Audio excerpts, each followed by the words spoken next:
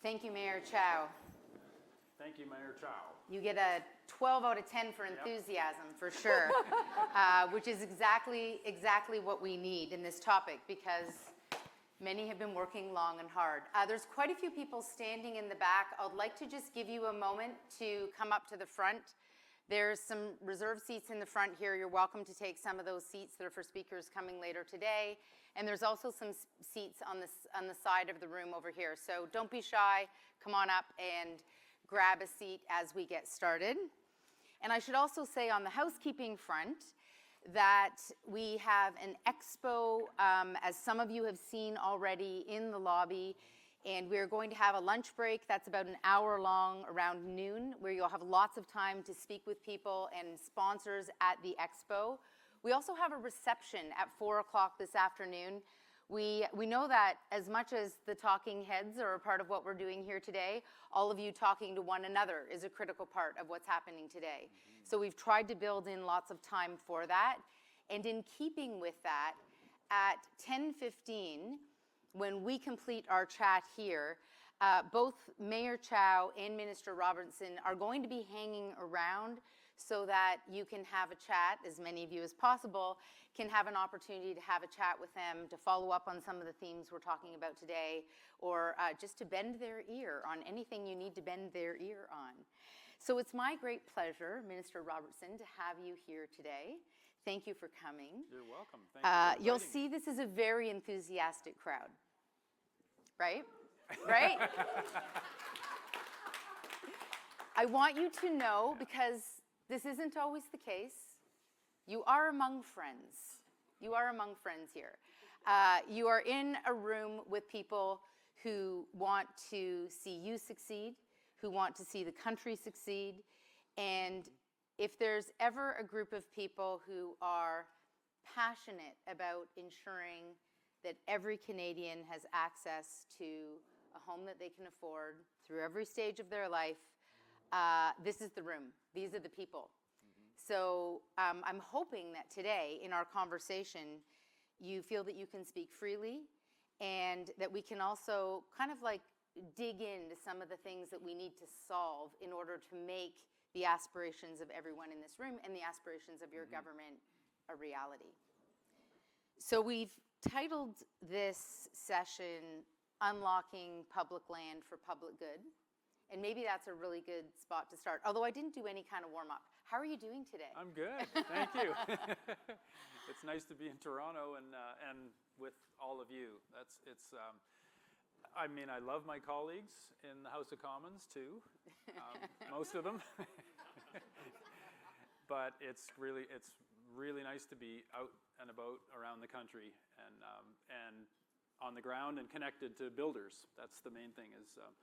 That's my remit. That's what I'm focused on. And so being in Ottawa is obviously very important, and I've got work to do there, but it feels a lot more tangible when I'm here with you and pushing things along, making things happen. Go forward on housing. That's the main thing. Fantastic. And is it what you expected? Roughly, yeah. Yeah, I had a pretty good sense of what I was getting myself into. Although I definitely bring a mayor's perspective more, and it's a long way. Sitting in the House of Commons in lengthy digressions of debate is a long way from making stuff happen on the streets of a city in Canada. So it's an adjustment, but it's good. It's good. There's so much potential. Really love my team. I'm very lucky to work with a great team and lots of great colleagues on the government caucus side. The biggest women's government caucus in history in Canada, which has a lot of firepower, which is great too. Woohoo. Yeah. So that did demand a round of applause, by the way. It did. And thank you for electing a fantastic array of Toronto MPs, by the way. If you're a Toronto, I'm thinking people from all over, but especially the Toronto folks, thank you for folks that represent this city do so very well in the House of Commons. Thank you. Fantastic. That's great to hear. We'll talk a little bit in a minute about Build Canada Homes and how Build Canada Homes fits into the picture in relation to the topic of this event, which is building modular and factory-built housing. But I thought maybe it would be a good spot to start a little bit more broadly, and the vision around public land and the role that public land can play in taking an industry. The irony is, and there's many people in this room who've been actually at this for decades, modular housing, factory-built components have been around for decades in this country. And we have some amazing factories that have just really begun to scale. And one of the challenges that we know is site readiness.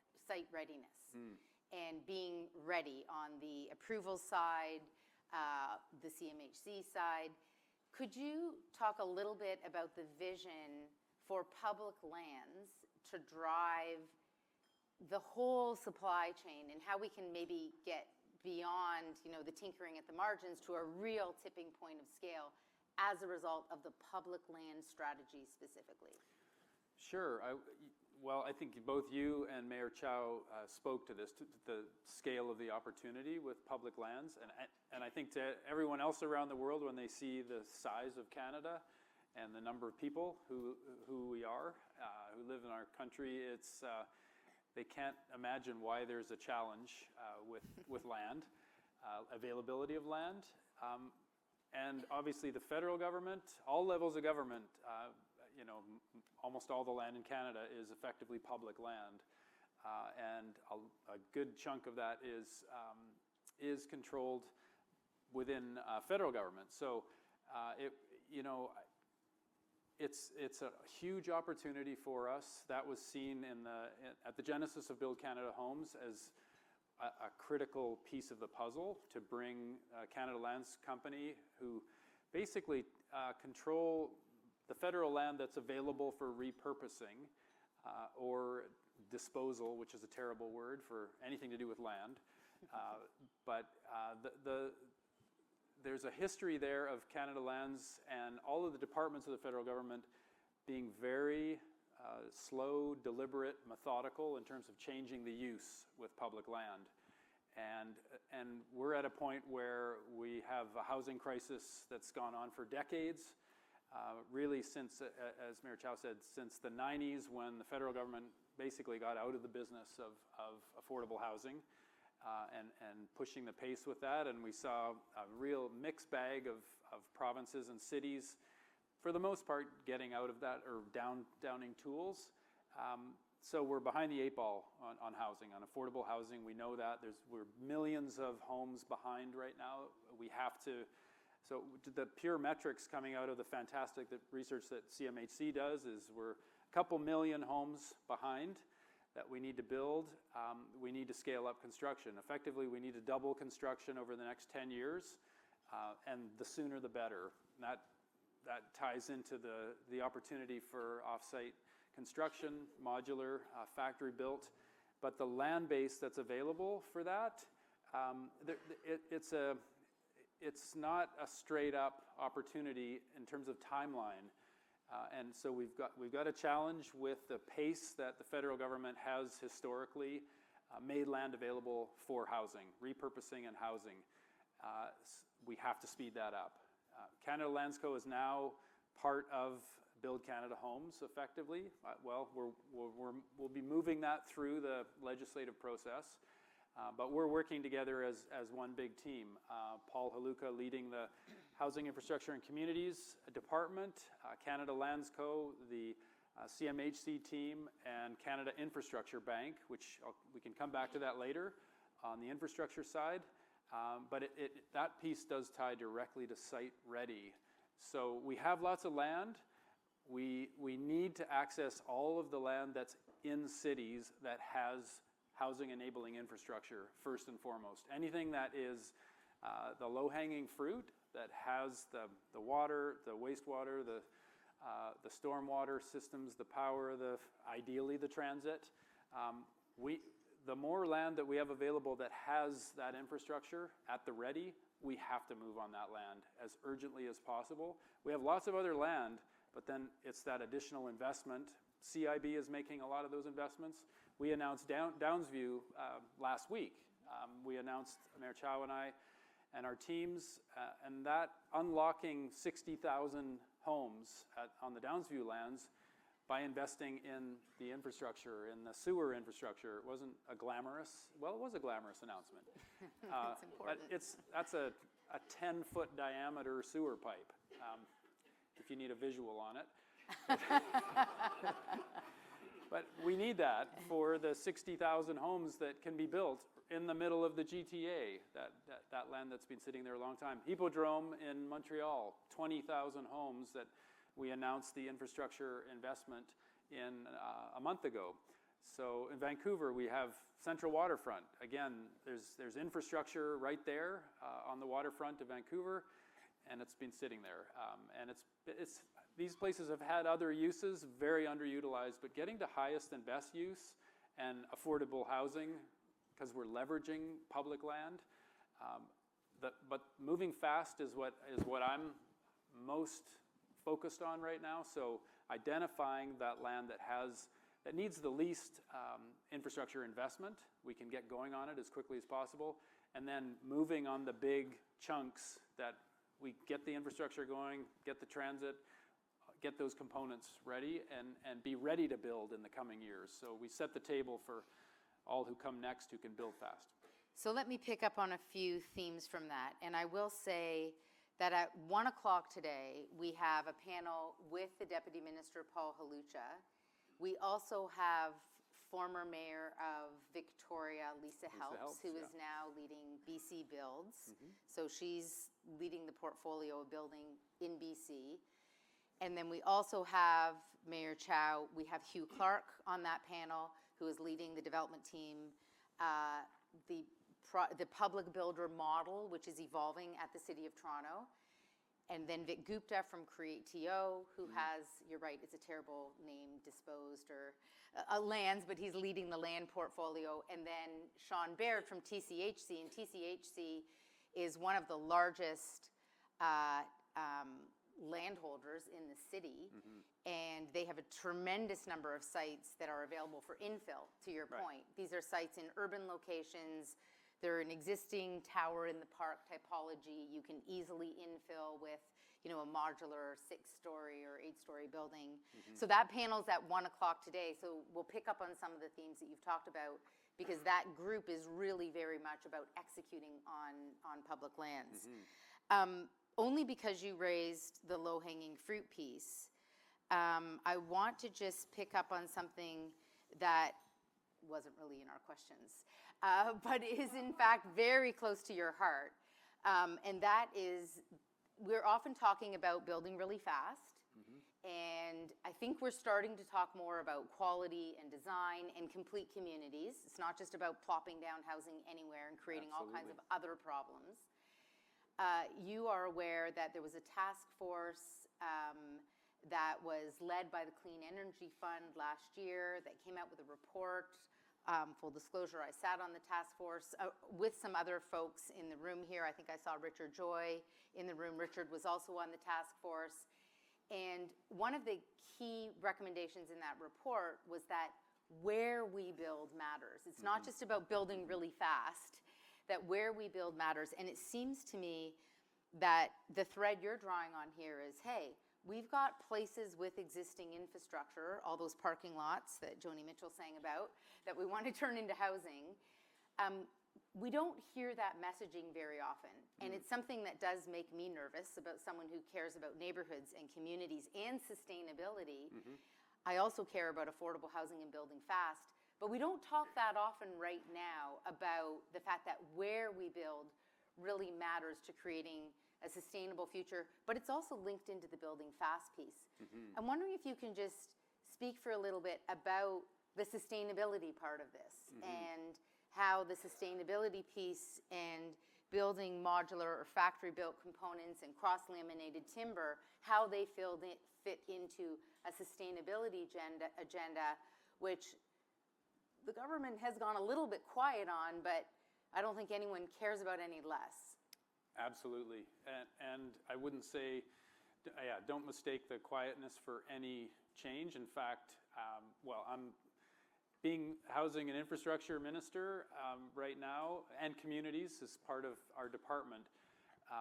We need to take it to the next level on sustainability, and this is the implementation part of it. We've made lots of commitments as a country.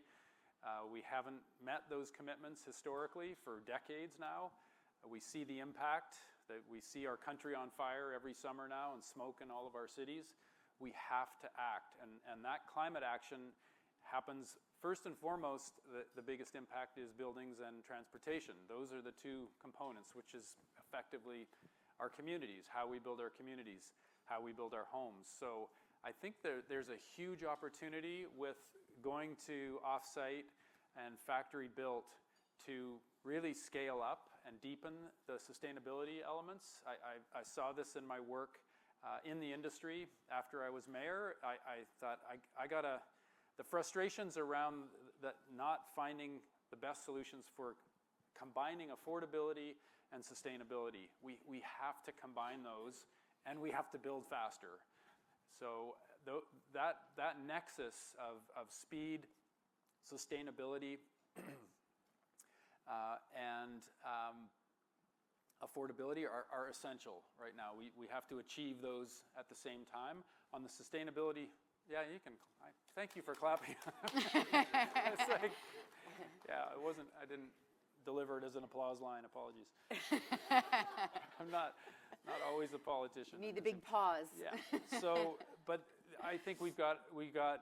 So, just speaking to the criteria with Build Canada Homes, and as we see proposals coming in, we have an investment policy that's pretty much there. An investment committee that's going to see these proposals come in. The ones that go to the top right away are going to be addressing affordability, scale, sustainability, and speed. So those are the big four.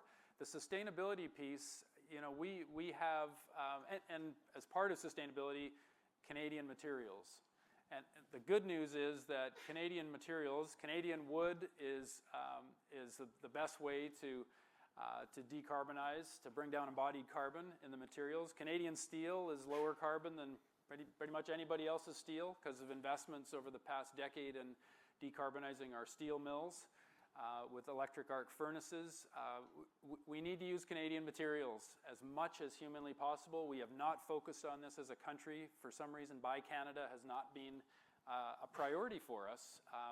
And in this time when we now have our neighbors to the south hitting us with tariffs, and particularly hammering the softwood industry, softwood lumber, steel and aluminum, which are huge components of our economy, we got to work from within. We got to invest in ourselves, just like many other countries do. We got to Buy Canada. So Build Canada Homes has got Buy Canada at the center of it, but that's sustainability by definition, because we can create more sustainable materials, and building them, using them locally, obviously is a win-win.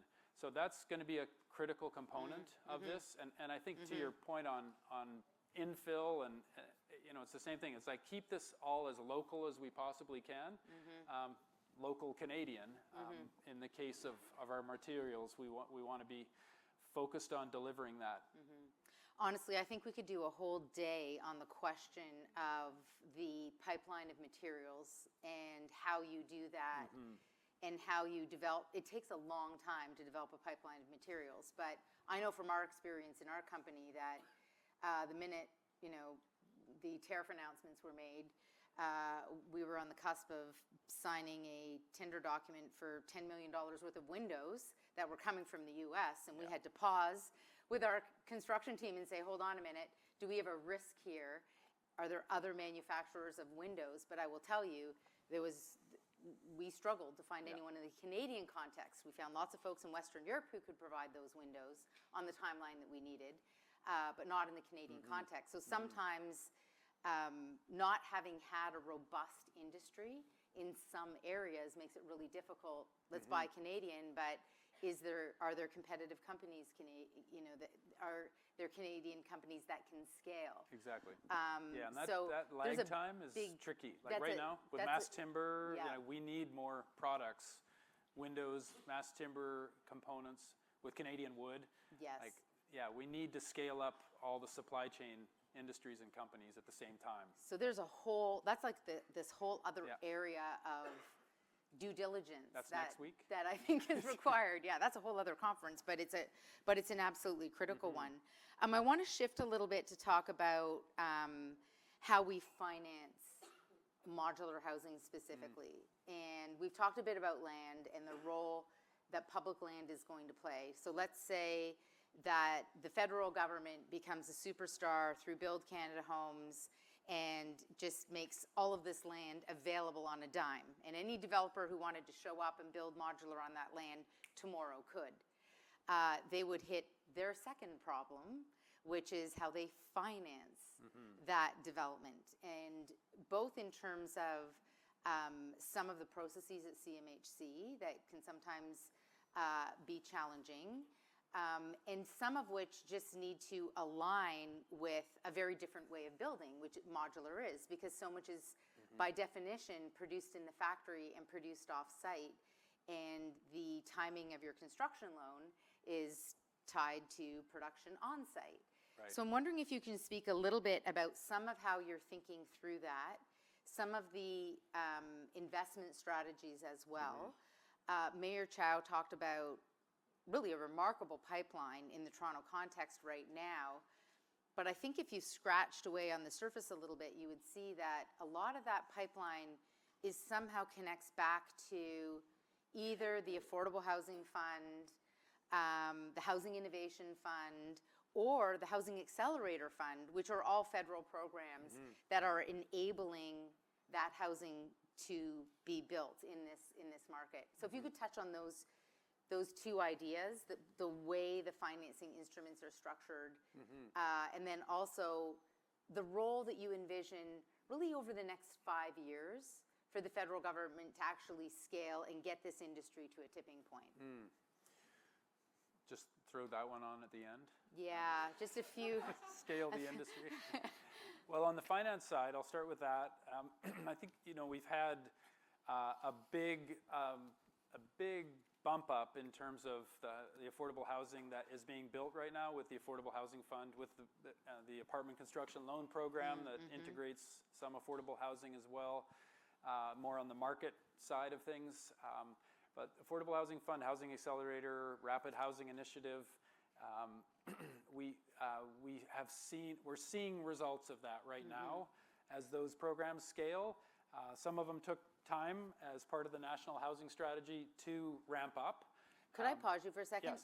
How many people here in the room, that'd be good throw to up your hand if you're familiar with the apartment loan construction program?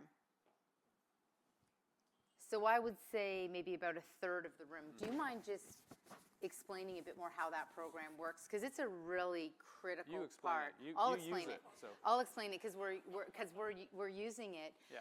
But the apartment loan construction program is an evolution of the RCFI, the Rental Construction Financing Program or incentive, whereby if you meet a set of criteria that are really based on public policy objectives from the federal government, such as having it's a significant amount of accessible units, the Rick Hansen guidelines, a significant amount of affordable housing.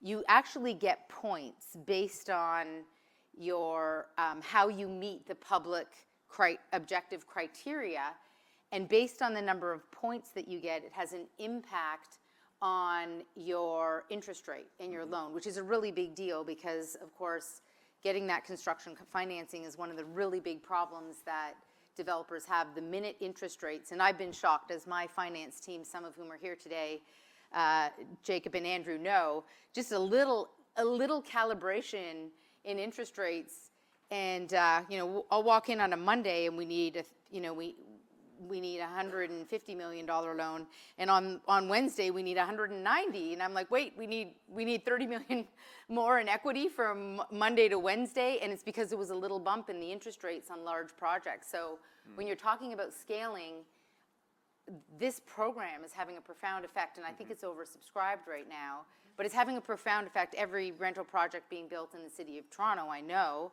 I think in Calgary people are using MLI Select more. But in Toronto, it's the ACLP. So those programs, without those programs, no one's getting any panels. No one's building any modular housing without those programs. They're like foundational. Right. Yeah, and I think that we've seen really good uptake and success, and a number of those funds, like the Affordable Housing Fund, that money is all being distributed. We've got a top-up now so we can get some more of the projects that were right at the finish line with CMHC. They can follow through on getting those funded and getting that affordable housing built.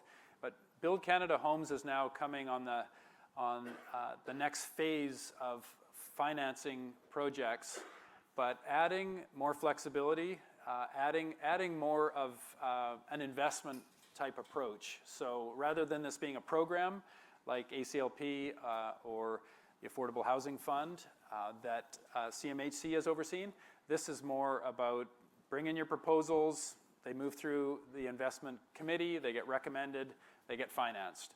And the financing, in the case of Build Canada Homes, we will have the flexibility to finance at the front end. So with factory-built housing, that can be financed at the factory when it needs to be financed.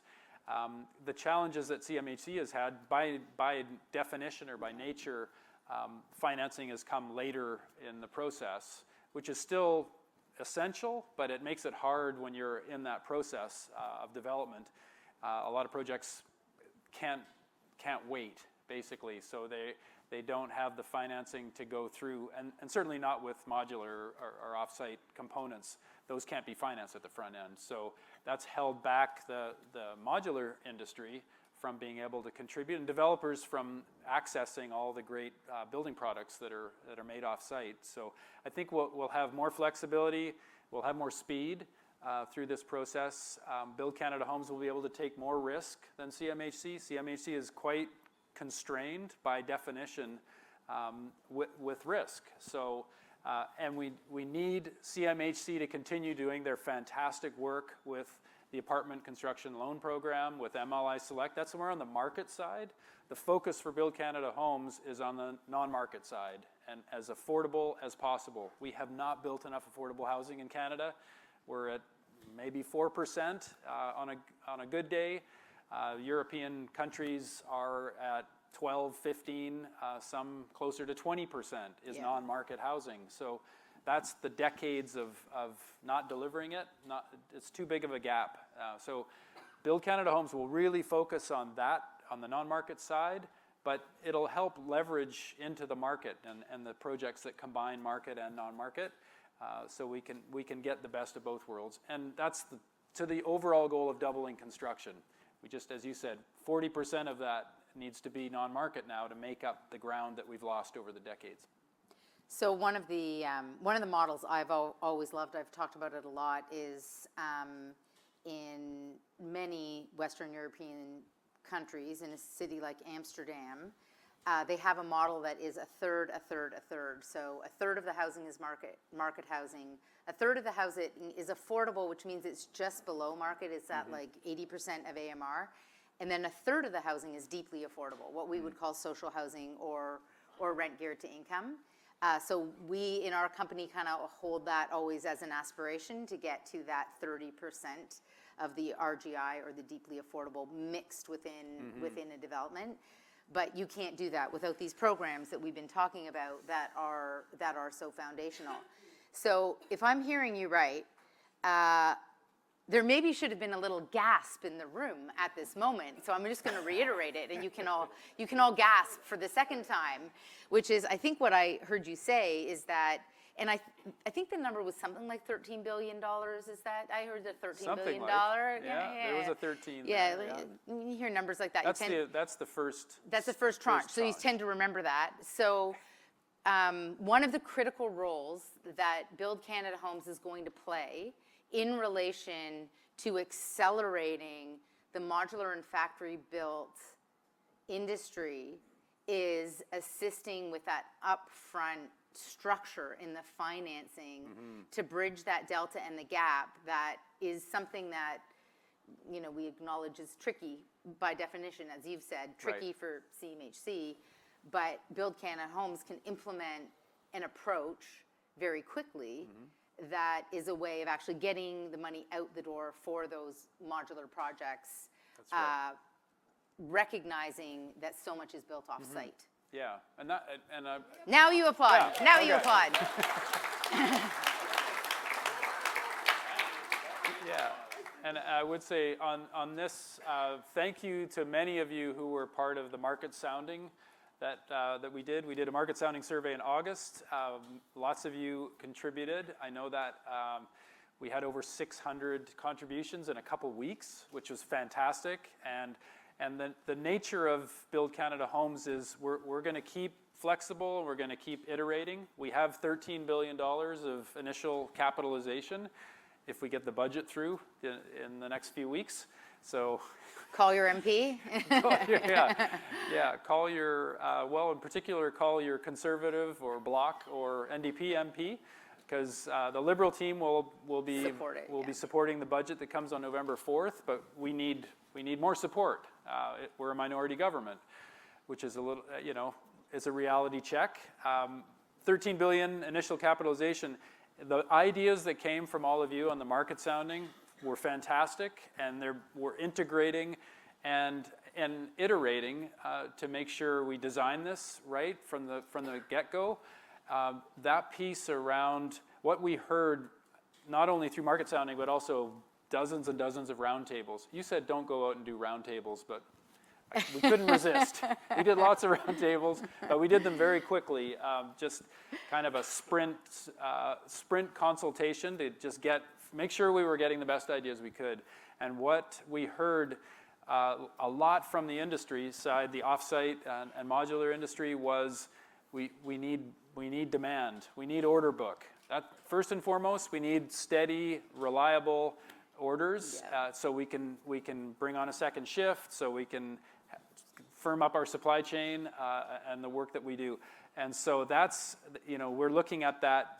Most of that capital is going to go into financing projects that are going to procure from all these companies across the country that can make all the housing components. So that's and we're looking at designing an instrument for helping finance the actual manufacturing industry to scale up.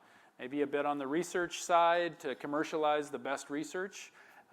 So we have that developing, but also on the helping the industry scale up and access capital. But I think from my background too in the industry, there's capital out there. There's lots of private capital, and we want to see with the 13 billion, we want to be leveraging our banks, our pension funds, our investor base here in Canada to invest in this industry, invest in the companies that are manufacturing, invest in the affordable housing projects that we need to build. We need to leverage all of the capital. If it's just taxpayer dollars here, we're not going to get there. So that's a critical piece of this as well, is accessing capital across the board. Fantastic. Well, I'll also say, because all of us in this room, presumably most of us, other than the Americans, I know we have some Americans with us today, and you're very welcome. The rest of us are the taxpayers, and what we need to see in this moment is that it gets us to the tipping point, that it scales, and this becomes a viable industry. I think that's another critical part of this, is that it has to be investing in the right things. So we've heard you loud and clear on the budget, and that the budget, at this moment, it's an aspiration, but hopefully very soon it will be passed and we'll be moving forward. Aside from the budget, what other risks do you see with this approach? What risks do you see with going all in? I think there was some shock across the country when the Prime Minister as a candidate stood up and started talking about modular and factory built as a fundamental part of how we modernize housing. I think people were like, wait, what? Wasn't this something on the edges that we just did for transitional housing? You mean we're going to build all our housing this way? What do you see as maybe some of the blowback that you might be getting, that you hear in your role, or risks that you hear from the types of people in this room about the approach that you're proposing right now? That's a good question. As an entrepreneur at heart, risk is something that's there and needs to be managed, but you have to keep your eyes on the prize and that confidence that we are going to do this together. We have all the ingredients. The risk is really around the coordination and the timing. I would say the timing piece, going back to the land, it has typically taken the federal government 10 years to repurpose land and put it to better, highest and best use. And we need to, we have a post office site in Burnaby, BC that the mayor says on that single-story post office we could have 1,000 homes on one piece of federal land. And so we're working on that. We're very conscious of the opportunities with different departments, Canada Post being one, D&D, Department of Defense, Ag Canada. There's land, federal land, but it's still upstream in the departments. It's not in Canada land. So there's risk around how long this takes to mobilize. I'd say there's some risk around provincial, territorial, city partners. If we don't have a Team Canada approach with this, and I think we've all been maybe equally surprised with the Prime Minister's success with all the premiers. Who would have ever thought all the premiers would come together and be on the same team? That's never happened in Canadian history, as far as we know. And so, but we need that applied to housing now, and that's not just federal and provincial. It's city and Indigenous governments. We all got to be on the same page with this, and we've got to empower our nonprofits on the operating side. We've got to empower our private sector. So the risk around not having enough of the partners lined up on some of these key elements, and maybe one just to flag, because you flagged it with transitional supportive housing. We've earmarked $1 billion for transitional supportive housing, and this is something, we've got Dunn House here in Toronto that's is now that's on people's radar. Yeah. And we did 600 of these. We called them temporary modular homes in Vancouver. Mukhtar worked on this at the City of Vancouver. We did 600 in 1 year. We went out to tender, and this is a piece of what we're going to do next in terms of going out to industry with an RFQ or a request for qualifications, like vetting, figuring out who our qualified suppliers are. We need to do that basically in the weeks ahead. This winter we got to get out, figure out who's ready to build. With that $1 billion, we can do thousands and thousands of transitional supportive homes.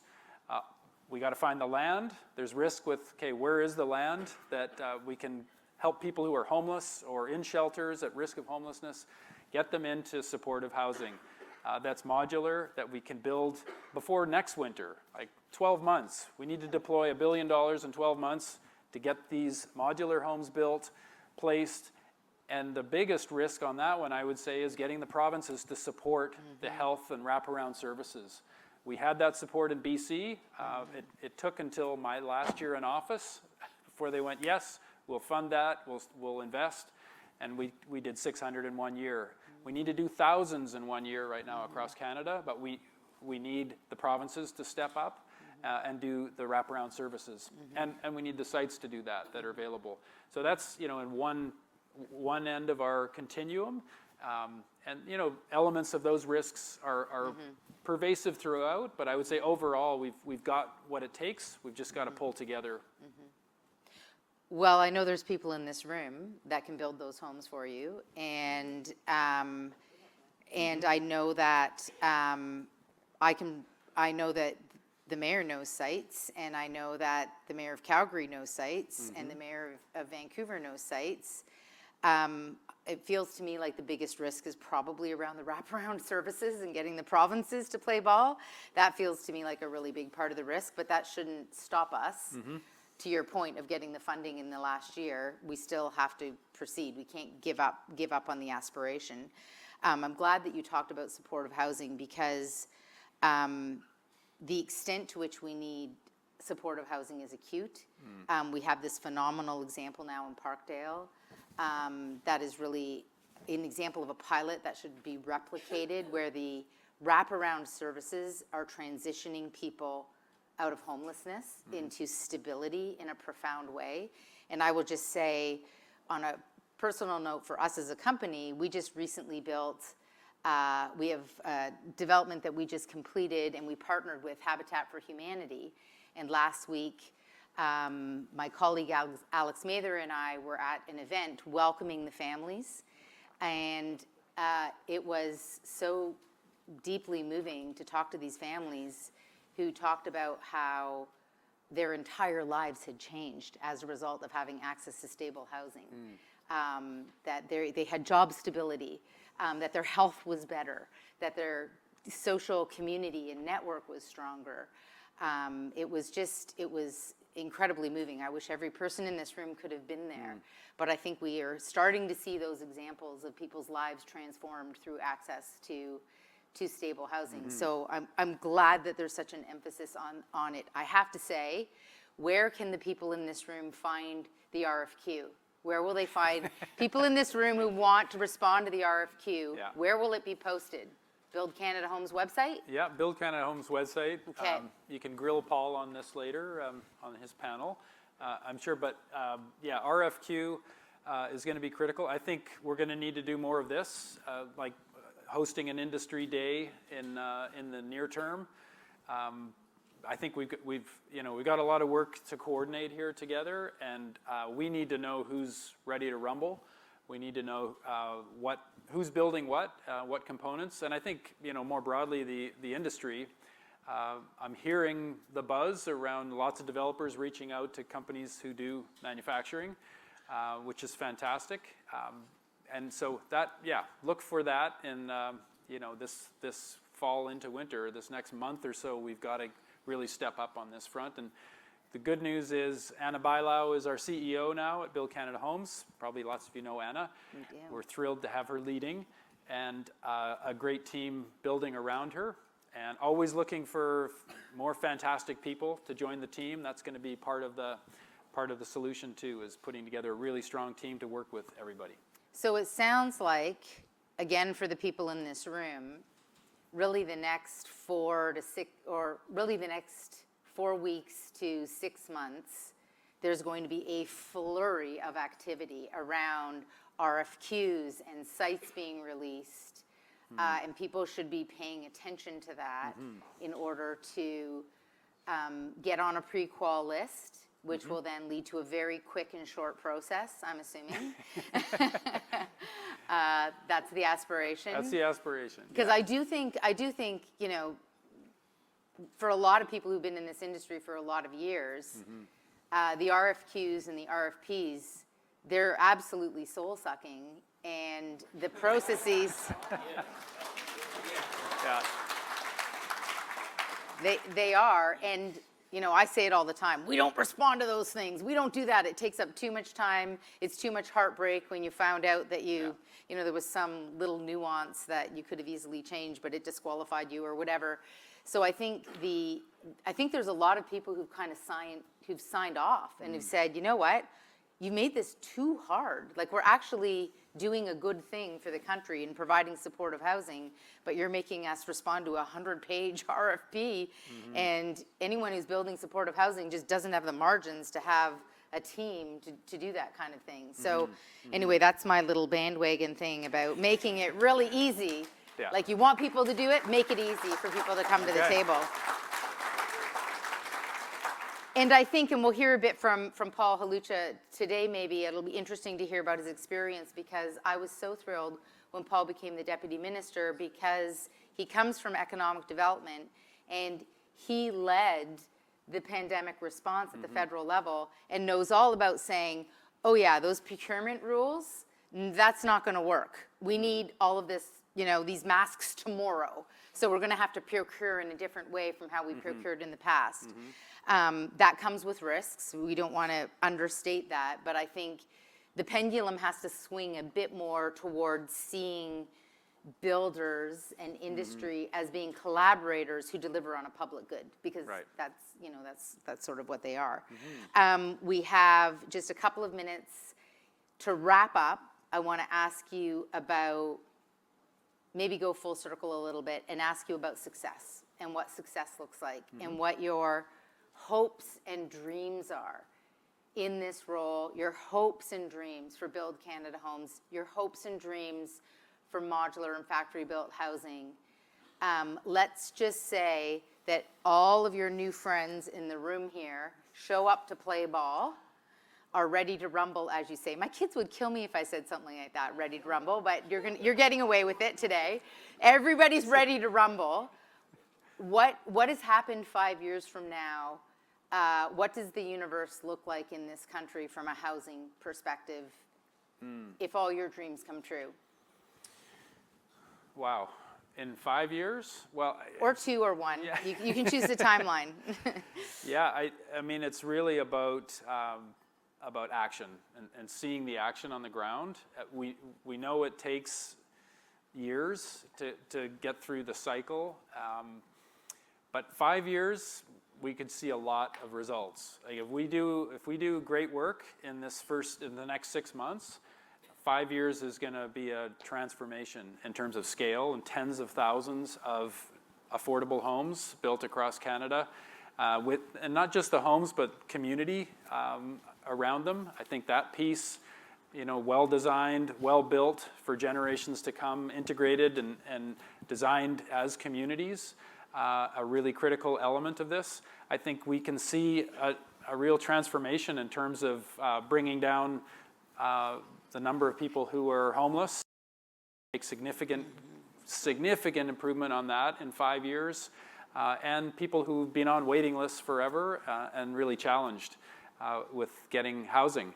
So I think you described that, the transformation with Habitat for Humanity and supportive housing projects, and that's at the most acute end of human suffering, basically, in our communities that we need to tackle and we need to solve. But there's lots of people really struggling right now, and a lot of them are hidden. We may know them, we might see them on the street, but we need to build housing for them. We need to make sure that there's this ripple effect through the continuum of housing, so there is housing available for seniors in every community to stay in the community that they've built effectively in their lives. They can stay in appropriate housing, and our kids can afford to live in our cities.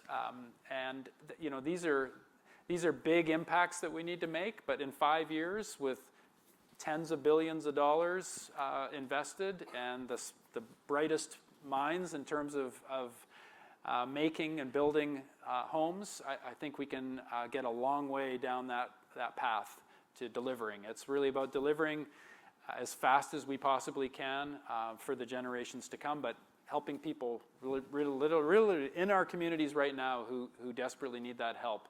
So it's not only the 5 year, but it's 5 months from now. We got to see action.